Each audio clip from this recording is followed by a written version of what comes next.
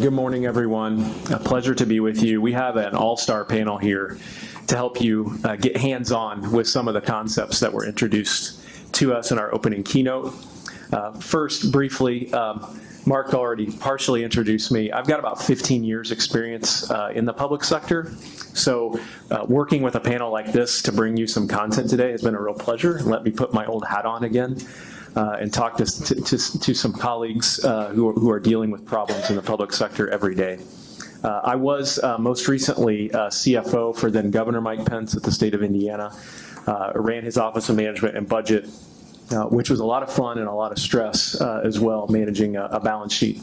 That wasn't quite as big as the balance sheets that some of you manage at the state level, but nonetheless, we were trying to drive outcomes of positive economic growth for our citizens, funding the programs that they rely on, and maintaining the credit worthiness of the state. And so being laser focused on those outcomes every day was certainly a joy, and getting to work for a guy like Mike Pence every day is certainly a joy as well. So pleasure to be here with you and help this panel bring out some of these concepts.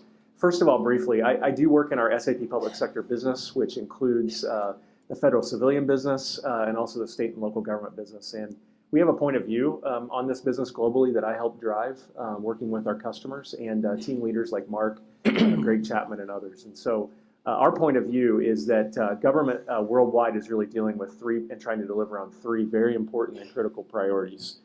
First and foremost, optimizing and transforming existing business processes. Second, leveraging data as an asset to do that.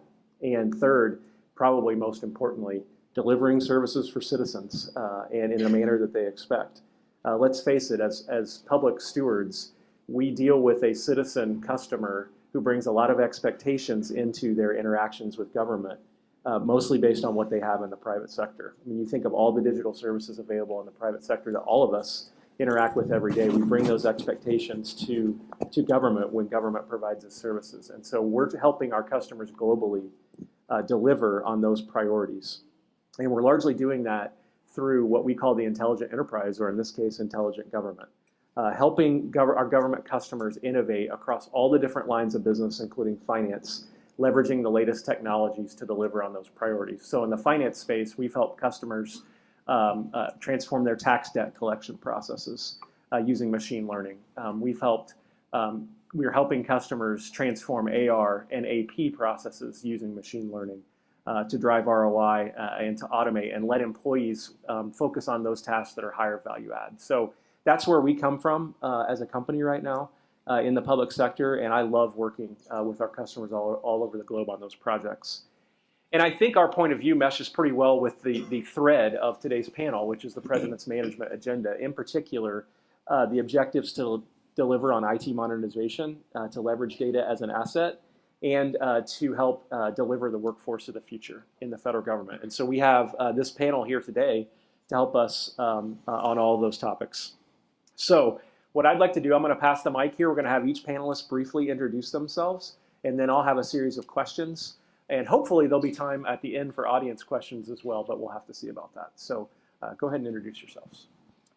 Thank you, and good morning, everyone. I'm Doug Webster, former CFO of U.S. Department of Education, as was mentioned. I'm retired Air Force, 21 years in the Air Force, followed by 25 years in management consulting, and also some time back in the government. So previously in Bush II administration, I also served as CFO of the Department of Labor, and it's been a while in DoD at the Business Transformation Agency. So I'm looking forward to engaging with all of you this morning. Thank you. Good morning. My name is Heather Pajak, and as I mentioned before, I work at the Office of Management and Budget. I joined OMB in 2013, I think it was, and during my time there, I've worked on a variety of portfolios, internal controls, financial reporting, budgeting. Currently, I am leading the payment integrity portfolio, which of course includes improper payments and fraud. And I think most recently, and how we relate to this panel in particular, is I helped develop one of the President's Management Agenda cross-agency priority goals, Capital 9, Getting Payments Right, which we will talk a little bit more about in a second. And I always think it's, interesting and fun, maybe to throw in a fun fact when you have to introduce yourself on a panel. So, random fact about me, between undergrad and grad school, I took a couple years off and became a professional dog trainer, where I trained police canines for narcotics and protection for our local sheriff department in Bloomington, Indiana, where I was born and raised. So with that, I will pass it along to Mike. Okay. Good morning. My name is Mike Wetklow. I'm the Deputy CFO at the National Science Foundation. I've been there about 3 years. And before that, I used to work with Heather. I was Heather's boss, but I was an okay boss, right, Heather? Okay. Okay. All right. But very, very glad to be with you all today. Thank you. Hi, my name is Sue Corl, and I'm the Deputy Director of the Business Integration Office at the Department of the Interior. I have been with Interior about 8 years. I actually started doing process improvement for their acquisition side, so I very much related to our keynote speaker there. I currently, what's more impressive is not me, it's where I work. The Department of the Interior is the first cabinet level agency to leverage an ERP across the entire agency. So we support about 80,000 people and have 12,000 users. So it keeps us busy, and we're always looking at new and better ways to leverage all those folks. So thank you very much. Thank you, panelists. And so Heather, we'll start with you. And fun fact about Heather, she and I learned that we're both from Indiana, and we went to rival schools, not IU and Purdue, as you might be thinking, but Wabash and DePaul. So that, for those of you who don't know, those are D3 schools who have this little game every year called the Monon Bell game, which I think we've won most recently. But anyway, that's not what I want to ask her about, to comment on the DePaul football team. But Heather, welcome to the panel. And let's talk about, we'd love for you to tell us about your work on improper payments, because it fits so well with one of the CAP goals in the PMA. So tell us how that's going, and especially how that's going in the context of the PMA itself. Sure. Does the mic work? Or should we? Okay. As much fun as it is to play past the mic. Yes, exactly. All right, so thank you for that question. So as I mentioned before, there is a cross-agency priority goal, getting payments right. Back when the President's Management Agenda was starting to form, and we were trying to think of, what are the appropriate cross-agency priority goals, I came forward and said, well, let's look at, from a taxpayer standpoint, in my area, which is, improper payments and fraud, what do they care about? And so those of you who, may or may not be familiar with improper payments might be aware that improper payments, actually, it's not always what you think it is. So, for example, it can be what you think, likely, which is you are paying the wrong recipient the wrong amount. But it can also be instances where you're paying the right recipient and you're paying the right amount, but you maybe didn't follow the technical statutory requirements when you were making the payment. So both of those instances are improper payments. But when we're looking at it from a taxpayer standpoint, we really wanted to focus and break it apart into two buckets and focus on that piece that we're calling monetary loss and figuring out how we prevent that monetary loss part of the improper payment from happening. Because statistics show that for every dollar of an improper payment the government makes, we're only able to get about 47 cents back. So we really, really want to focus heavily on trying to stop that improper payment before it even occurs. So that, in a nutshell, that's what this CAP goal is about. What we've done so far, so in the past 9 months, we've really been focused on trying to right-size the requirements and reduce burden. There is a lot of legislation around improper payments, and we have a lot of guidance at OMB that we have written over the years. And so one thing we really tried to do is peel back the layers and figure out, okay, well, what's really required in statute? And us, from the OMB sort of policy standpoint, are we getting the right result from this guidance that we've written and implemented for the agencies? So we peeled back the layers and we really scrubbed our OMB Circular A123 Appendix C, which is the guidance for improper payments, and we reduced burden where we could, and really tried to make sure that we were getting the right guidance out there for the agencies to actually drive them to prevent the improper payment from happening before it occurred. We also took a look at the statutes. We have quite a few statutes that govern this area.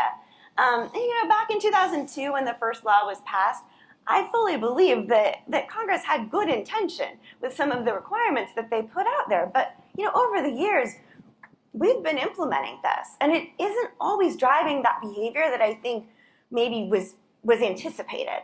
So it's necessary to take a look and again, peel back the layers, figure out where we can streamline these requirements to really get that end result. So we finished that after the first 9 months, and actually yesterday we kicked off our next phase of our capital, which is really looking at the prevention of that cash loss and preventing the monetary loss piece of the improper payments. There are 3 different strategies that we have for that. The first one is really about diving into the root causes and getting down to the true root cause.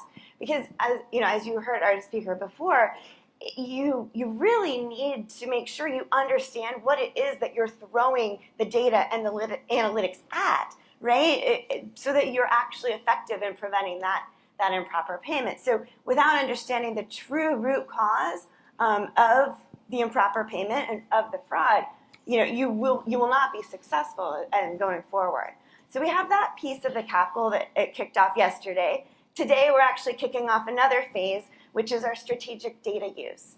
That focuses on identifying the right data elements that are needed for eligibility and really figuring out how to leverage the analytic capabilities both across the government and also potentially from the private sector to figure out the best return on investment for analytics and prevention of improper payments going forward. And the final strategy that we'll be kicking off, I believe it's next month, is really focusing on mitigation strategies, leveraging what's working, figuring out what's not working, trying to really operate across the enterprise and operate as one government as we move forward to try to prevent the improper payments from occurring. Great. Thanks, Heather. Mike, let's shift gears and go to you now. You're at NSF. You've been working on a renewal project there for a while. But you've also, I think, done some interesting work on shared services as part of that as well. So one, is your mic working? Yes. And 2, talk to us about that in the context of the PMA. Yeah, I'll just let me just take it from the top just to kind of help frame it, because I'm a really big fan of the PMA. It's focused on IT and workforce and the opportunities to kind of shift gears on a lot of things. And then I also really look up to the Treasury Financial Management for the vision for financial management. But at NSF, we have a NSF renewal initiative, and it focuses on 4 things, all linked to the Treasury vision and the PMA. First, making IT work for us. 2, adopting the workforce for the work. 3, streamlining. And 4, deepening partnerships. So those are kind of like the 4 main pillars of our renewal, aka reform, plan at NSF. An easy way to think of that and kind of tie it to the opening remarks we heard this morning. I went back to, do we have any people from the University of Maryland in the room? Raise your hand. Anybody? 1? Okay, we got 1 terp over 2 terps over there. But I went to meet with an old college professor of mine many years ago. But he had this really great way to kind of frame all this in a very simple way, and I just can't. Everywhere I get, I try to share it with folks. But he called it the ABCDs of accounting and technology transformation, where you have automation, blockchain, cybersecurity, and data analytics. I mean, that's what they're teaching students today at colleges. I mean, accounting programs are kind of shifting in their structure. But then I agree with the speaker earlier. It's not just about technology, So we've kind of we call it at NSF the ABCDs of technology transformation, where you add an E on for enterprise risk management, because that really kind of gets to some of the people process things. ERM is a tool that can help agencies systematically deal with this proliferation of data that we're dealing with, and then also really solid, credible methodologies to help you reduce the cost of your compliance efforts. And then finally, ask for shared services. Tying to our NSF renewal plans, one of our big efforts is to develop partnerships. So at NSF, we're really working closely with the Treasury Department to explore shared services. So we're kind of doing like a little bit of a benchmarking effort to kind of compare what we have to what they have, and figure out if it's cost effective, or if it makes sense for us to make a shift in the way we do financial systems. But then also the underlying framework of all this the foundation of it is the workforce, as was described earlier. And another way to kind of frame this, all this technology coming at us, it's like a little bit of an industrial revolution in accounting, but one that we have faced several times before. For example, if we have any people in Maryland here, my dad was the controller for Citizens Bank of Maryland. Does everyone remember that bank from like the 60s, daytime, nighttime, Saturday too? My dad was the controller for that, and he's talked to me about how there was, like in the 60s and 70s when ATMs came about, there was all this worry about, bankers are, going to be out of jobs, but it had just the opposite effect. I mean, it was a boom for accountants and bankers because they could learn new skills, they could sell services at the banks.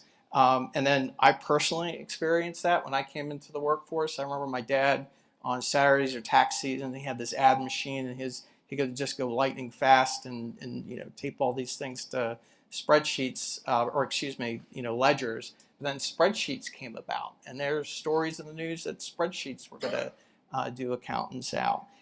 So now it's things like RPA, automation technology, and it's not going to do accountants out of jobs. It's going to help us with our workforce challenges and kind of free us up to do more valuable work. Thanks, Mike.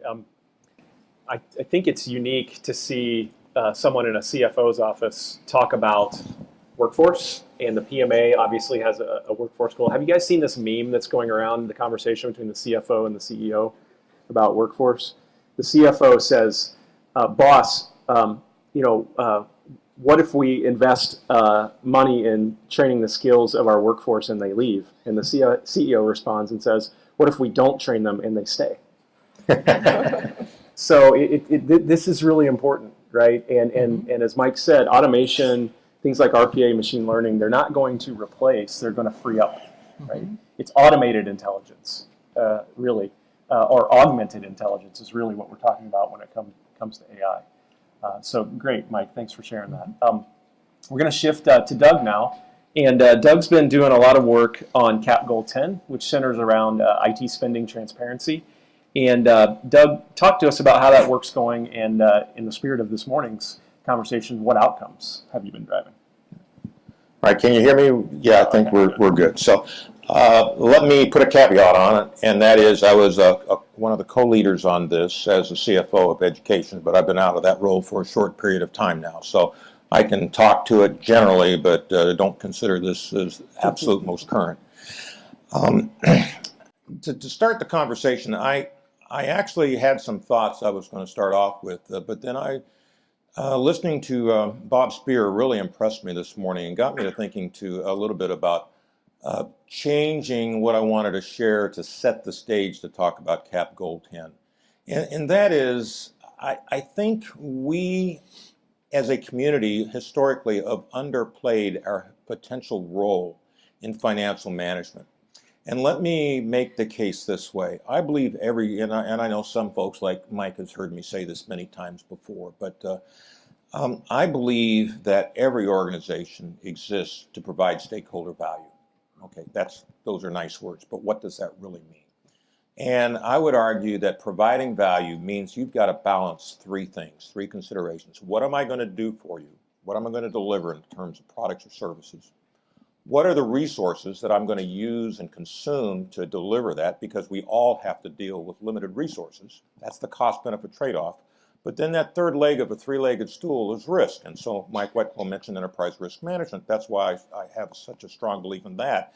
You cannot have that conversation of value if you're not including all three of those elements. Now, what does that have to do with the role of the CFO? Well, clearly, we're at the heart and soul of the cost piece. But I would argue that we need to be very, very close to the other two pieces as well. And in some cases, the CFO community is actually leading the risk piece. I'm not arguing that that needs to be the case, but in many cases it is.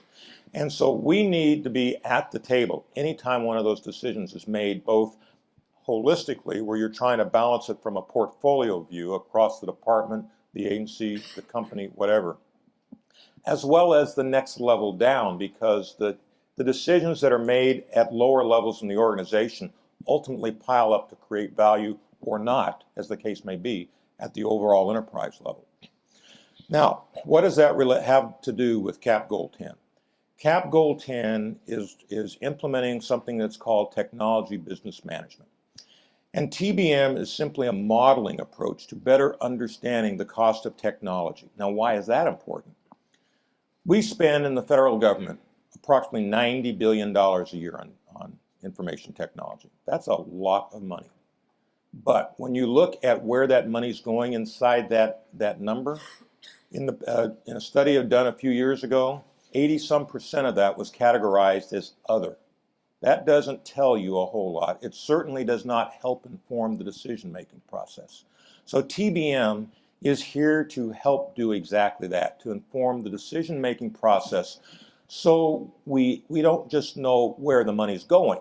That's not an important goal. It's being able to understand the value that it's contributing versus other potential uses of that limited budget. I view TBM as a simplified version of activity-based costing. Does anyone remember the days of activity-based costing? It's still around, but it really hit like a storm back in the 90s in the federal government. And everyone was jumping on the bandwagon to do activity-based costing. I even co-authored a book back in '94 on activity-based costing because it was a very, very hot topic. The problem was too many folks jumped on that bandwagon without having answered the questions for themselves. What am I going to do with this cost information once I get it? It's not about collecting data. It's about getting data that's going to help inform better decisions. And if we're going to spend $90 billion on IT, not only do we need to know where it's going and optimize the IT investment, but we need to be in a position to tell leadership what's the value we're getting out of this IT investment versus the value we'd be getting out of other potential uses. Because as we all know, very, very few agencies in the federal government are focused as a mission on IT. It is not the end objective. It is, however, a very important critical means to achieving that objective. So we always need to be in the position of balancing those trade-offs. Now, I was fortunate to be working with an excellent CIO at the Department of Education, Jason Gray, and we had a great team relationship. I have to admit that that's not always the case in some agencies. I've heard of organizations in the federal government where there's a real competition, if you will, between the two. That is indeed unfortunate because we need to work together as a team. And just like we saw the picture of the Army-Navy football team. I have to say, being Air Force, I really didn't care so much who won because I knew we had the best team. But at the end of the day, we recognize that the tip of the spear, we're not the tip of the spear in the federal government as a CFO function. But that tip doesn't reach its target without a strong shaft, without somebody holding it, without somebody figuring out where you're trying to contact. We need that team relationship, and I would submit to you that TBM is going to help provide that data to better do that. And as I wrap up here, I'll just say, in terms of technology, I believe as we advance forward, technology is increasing at a geometrical rate. I mean, if things were slow when I was young, at this day and age, things change day by day, it seems like.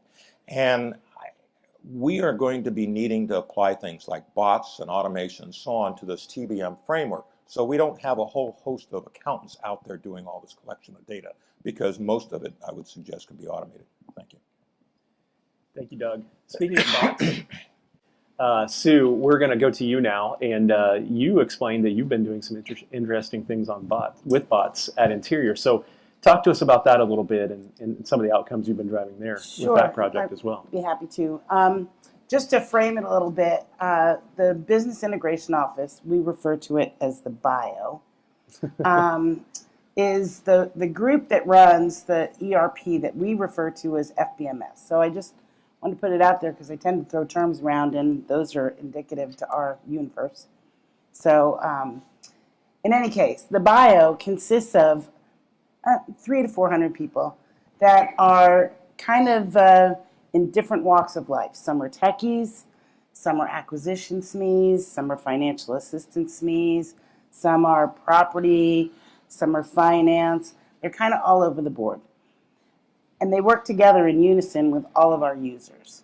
So when we decided, and actually the idea came to us from our CFO, who is part of our governance structure. We have very strong system owners that are very vocal in what they're looking for with us. And we also have a user community. Our CFO brought to us the whole idea of bots.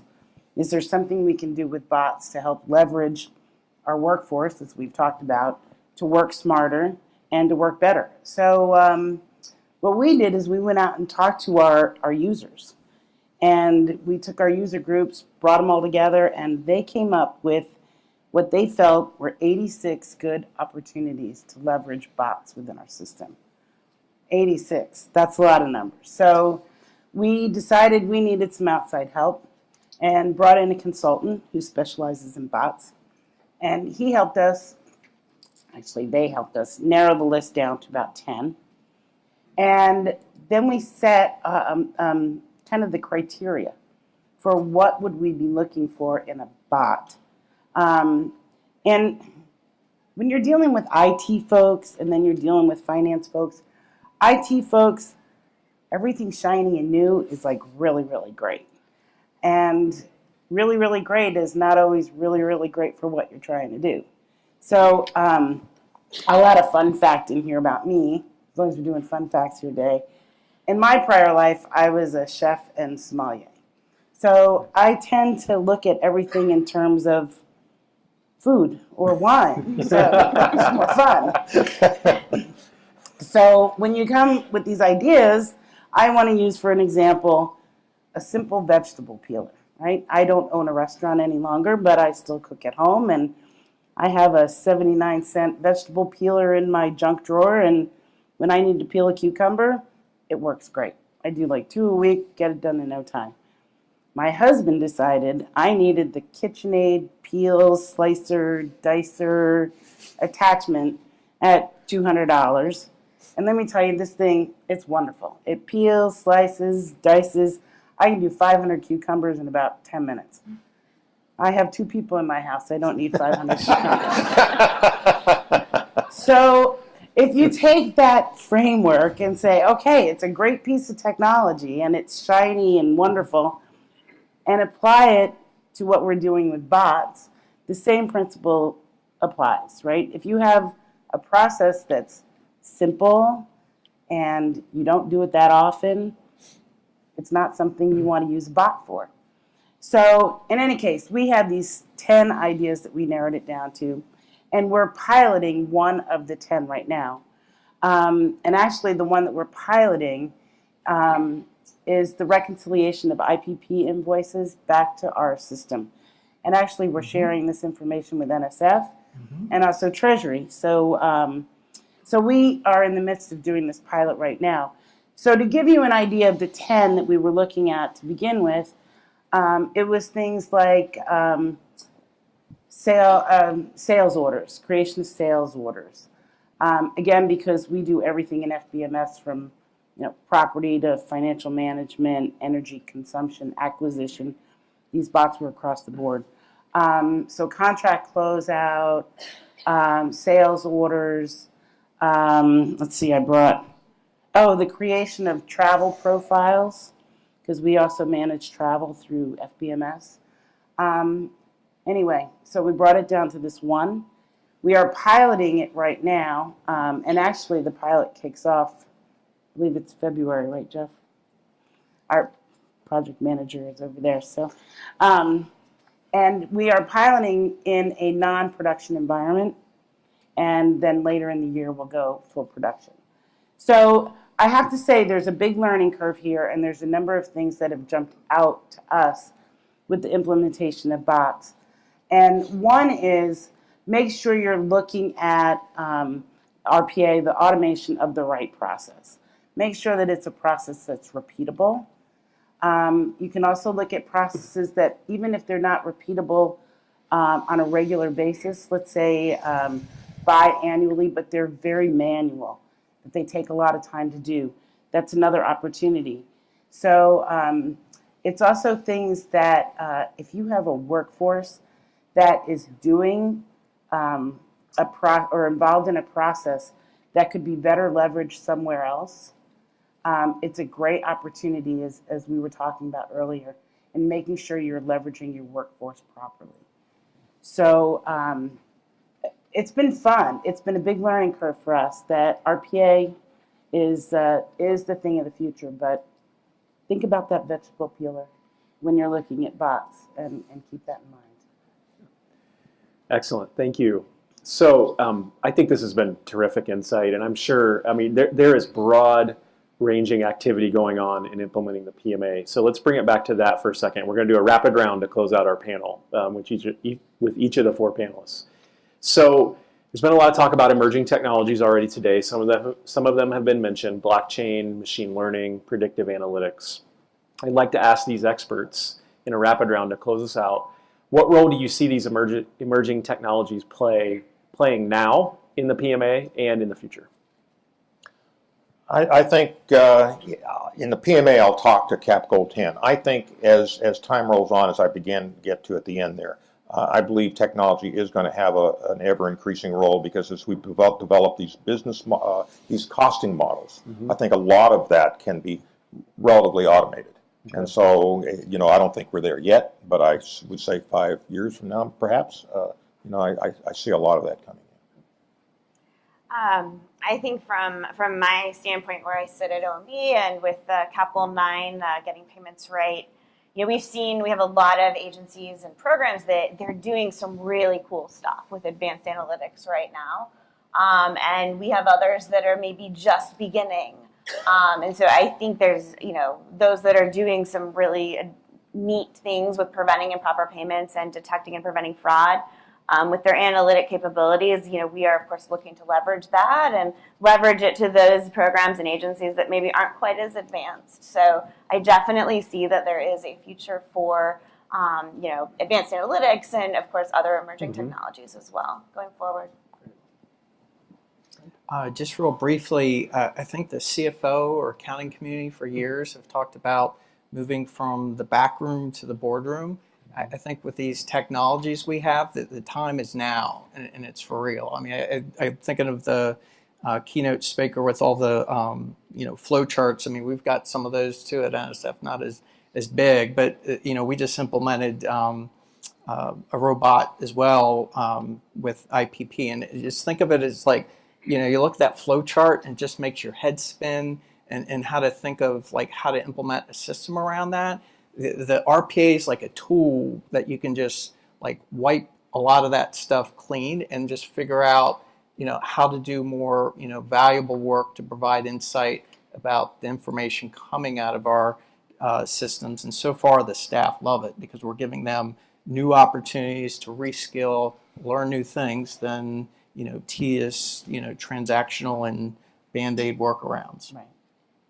Fun word. And for me, I'd like to reiterate, I think the data analytics is really where we are focusing, and as far as we need better information to make better decisions.